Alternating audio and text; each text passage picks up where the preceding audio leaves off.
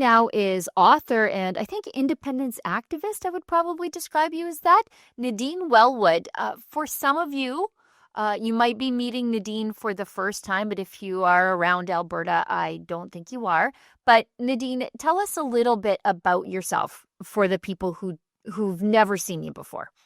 Sure. So I'm a chartered investment manager. I've worked in finance for the last 20 plus years. But prior to that, I owned an aerospace and defense company.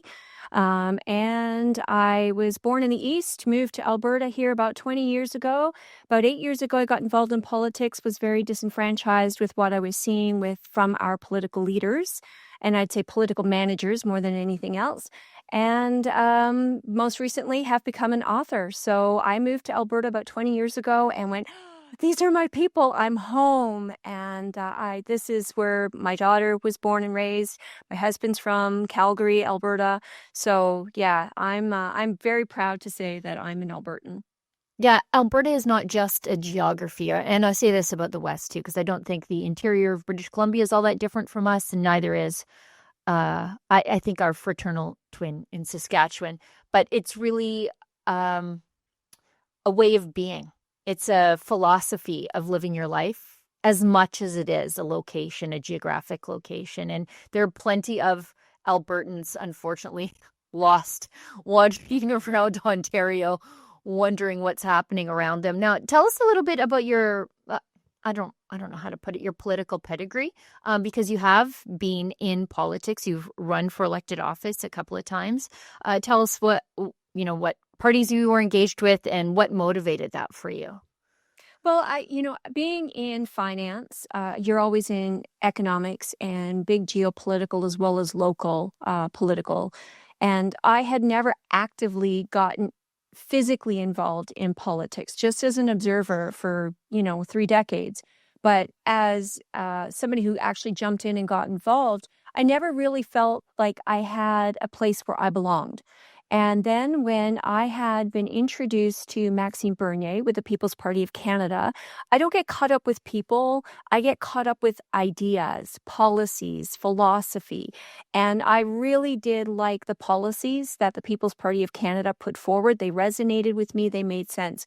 And my husband challenged me. He said, so what are you going to do about it? And I'm like, what do you mean? What am I going to do about it? He said, what are you going to do about it? And I'm like, okay, you may not like what I'm about to do about it.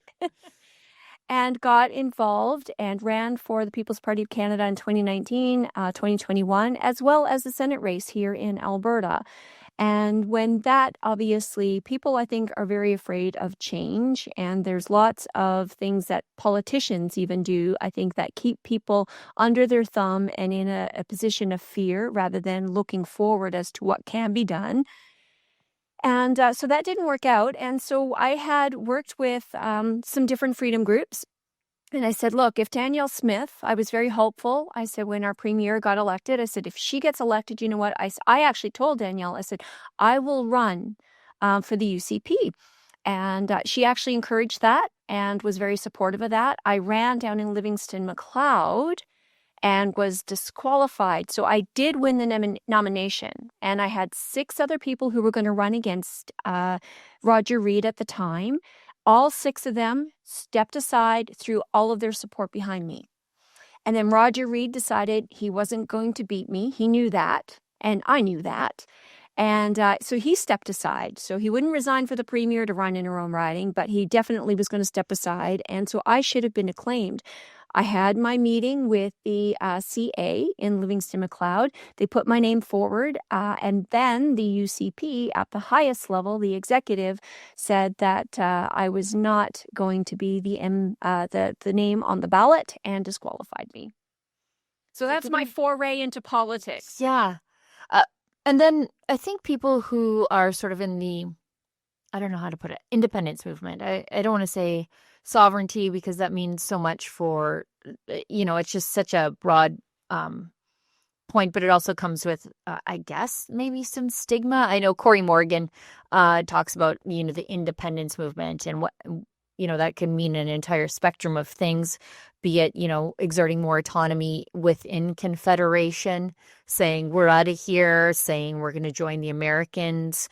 Are we going to be more like Quebec? Are we going to be more like a territory.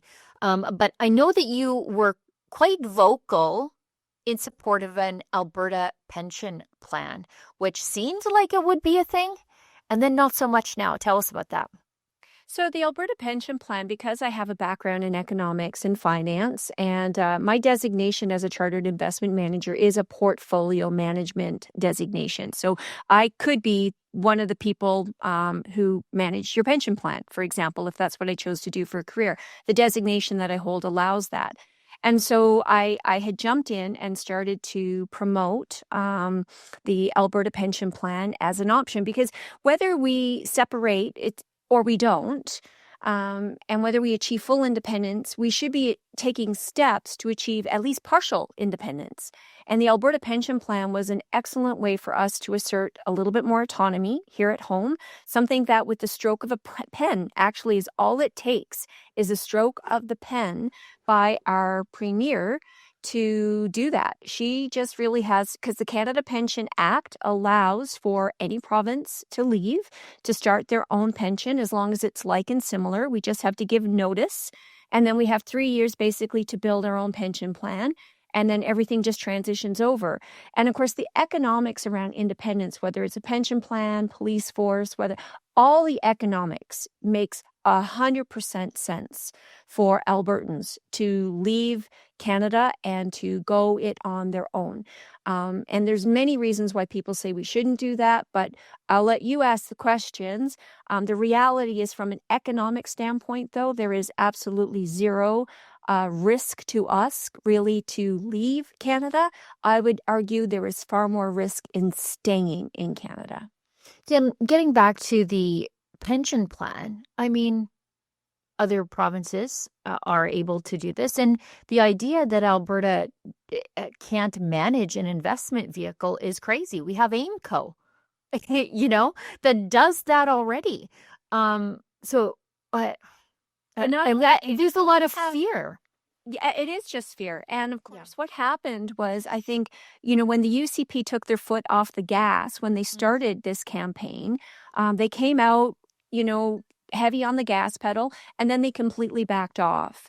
And what's really funny, when I was doing my pension plan meetings around the province, I did have some Liberal NDP union people attend because they were curious. And literally by the end of the meeting, they would look at me and go, nothing that I can disagree with here. Right. It makes sense economically. There is, we send $3 to $5 billion more each and every year to the CPP than we receive back to our own retirees. And then people have this idea that the Canada Pension Plan is an actual pension, which it is not. No. It's a payroll tax. So, and if anything, you can probably compare it more closely to a Ponzi scheme. I pay my taxes, you collect what I've paid in, and the only little surplus that really has been available for the CPPIB to actually build up a small little nest egg of assets has actually come out of Alberta.